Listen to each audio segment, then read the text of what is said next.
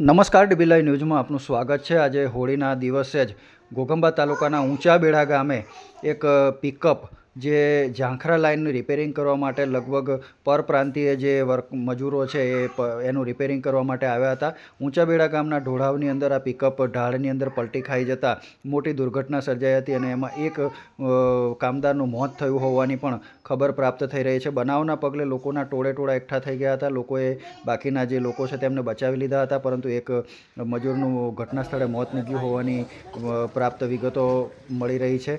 આ ઝાંખરા લાઈનના રિપેરિંગ માટે આવેલા પરપ્રાંતીય મજૂરોનું અકસ્માતના કારણે આ ઘટના બની છે અને ઊંચા બેડા ગામની અંદર આ ઢોળાવની અંદર પિકઅપ પલટી ખાઈ જતાં અકસ્માતની મોટી ઘટના બની હતી। બનાવના પગલે લોકો તાત્કાલિક ઘટના સ્થળે દોડી આવ્યા હતા અને બચાવની કામગીરી શરૂ કરવામાં આવી હતી।